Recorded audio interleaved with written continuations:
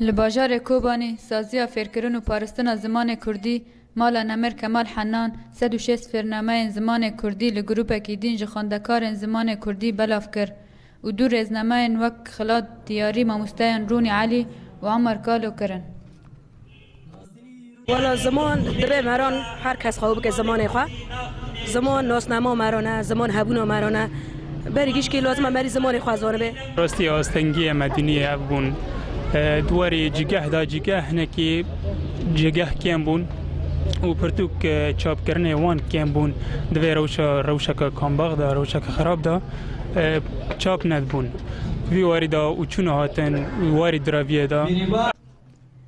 Ev çalekî saziya fêrkirin û paristana zimanê Kurdî di ahengekî fereh û bi beşdariya xomxorên ziman û zimanhezan de hat li darxistin.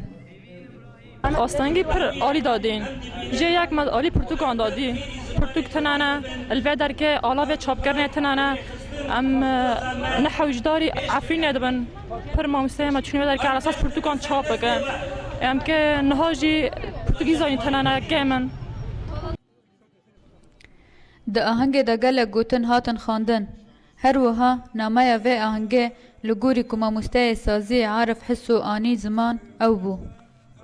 براستی اف فستیوالا جبوی خلات کردن شاگردین می زمانی کردی فری زمانی کردی بوی پلای یکی و پلای دو دیا یعنی آستا یکی و آستا دوامین و کاری ما کاری سازی فکرون پراستن زمانی کردی بردوام چلو کوبانی چل گندوارن کوبانی هجای گوتن یک و ام بیجن ایرو 106 خورتو کچ فری زمانی کردی دبن و لحالی روجاوای کوبانی و روجلاتی کوبانی جی براستی جمع آهنگ همون لیل هایی بویارن رش و ایرشکرنا کومن چتل سروا هرمان ما افکارا رواستان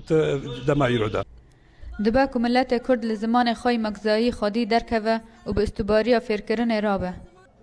Tê zanîn ku ev saziya berî demekî û dîsa li bajarê Kobanî grupek bi fêrnameyan xilat kir. Cîhan Elî, Bername Ark, Kobanî.